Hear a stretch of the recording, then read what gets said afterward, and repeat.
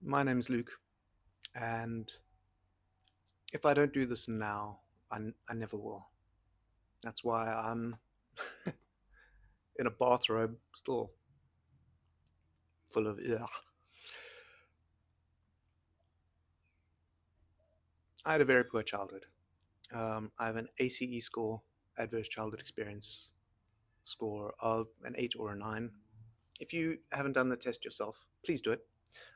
It's free, but basically, the higher the score, the more horrible things are projected to happen to you. Everything from earning less than people that less than your peers, having way worse relationships, addiction potentially, um, and even a much earlier death. Maybe from your own hand, maybe from a stroke, maybe from who knows. But that's what I want to do. That's what this is about. I I don't want that to happen to me. And I'm very good at being on my own and being alone. That is my a bit of a superpower. But it is a maladaptation. And being alone, it's not great. So I'm doing this. Now is the time to do it.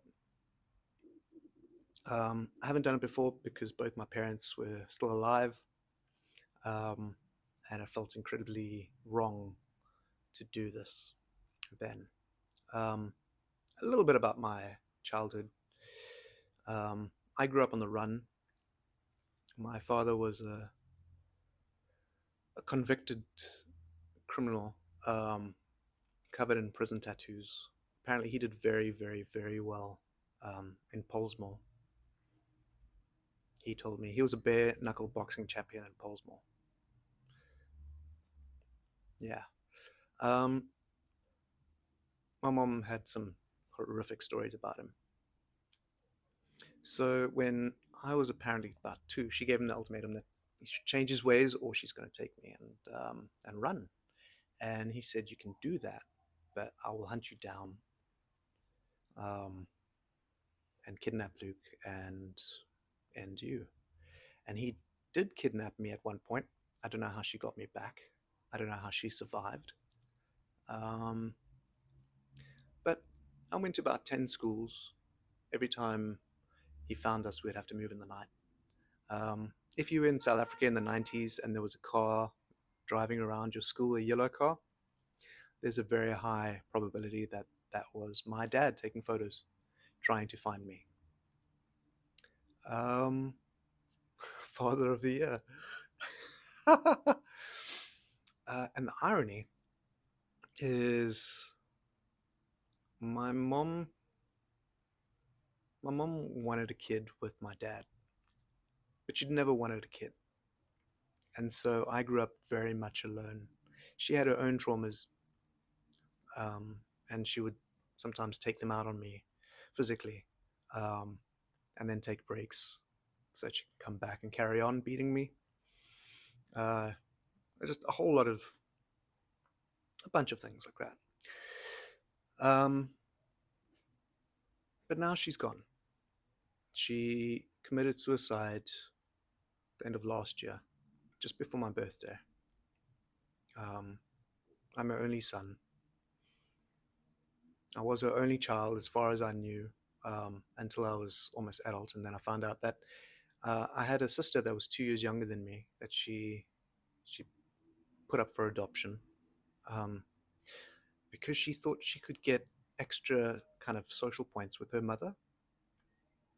You can see the trauma she had. With enough context, everything makes sense. I don't think she was a bad person. She was just incredibly damaged. But we have the responsibility to change, um, and fix ourselves. If I was shaped by maladaptation, it does mean that I'm not going to be able to fit as well with healthy people. And although something happens to me, although I get triggered, although bad things happen to me sometimes, or have happened to me, it is still my responsibility how I respond to them. And so I can finally make this because I want healing. And I've spent my entire life almost in isolation. I thought it was a super skill. I thought, if they ever did throw me in prison for something, I would do whatever I could to get in solitary confinement, because I spent my whole life in solitary confinement and I'm used to it, and that's kind of a superpower, but it's not. It's a maladaptation. And we can change those things slowly, but it takes being aware of them. And knowing about them isn't just enough. Like, my mom knew she had a terrible childhood, and she wanted to give me a better childhood. She told me that all the time. But she never worked on her own envy. So when this cute little kid, because I was a really cute little kid, very personable, very clever, kind of a little cheeky, like somebody would say, "Oh, look, I've stolen your nose." And I'd say, "Oh, it's fine, I got a spare one." Like that would bring down the room when a little 3-year-old kid says that. You're like, yeah. And when she saw that, it just, something inside her always snapped and broke, because she never got that from her own, I don't know, support. So most of the childhood photos that I have where somebody else is, where there's three of us, me, somebody else, and her, the other person is kind of fawning over me, and she is in the corner kind of seething. And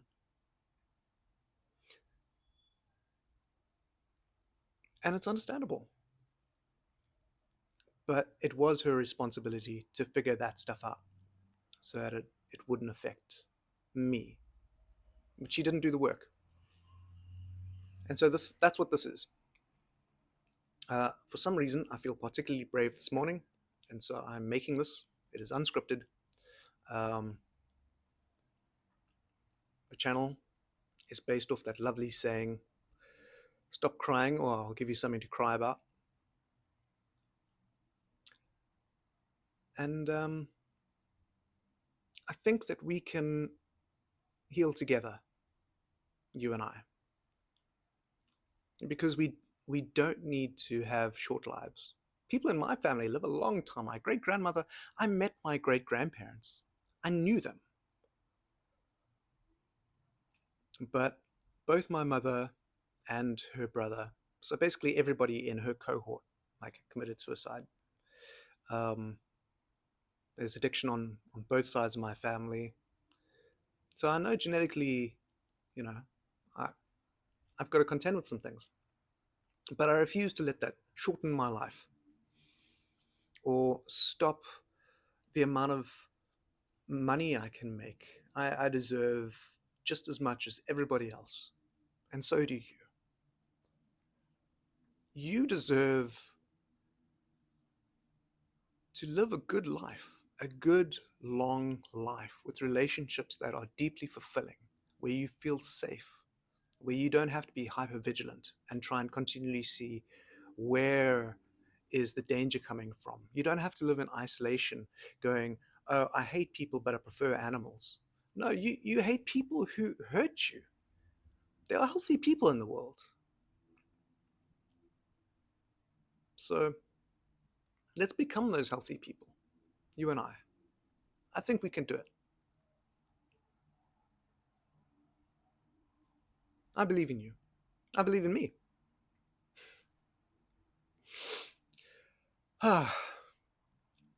Honestly, this has been terrifying.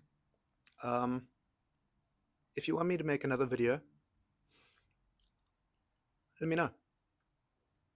Because for me, this is terrifying. But I wish you a truly blessed, wonderful, long life, filled with beautiful, rewarding relationships. because you deserve that. We deserve that.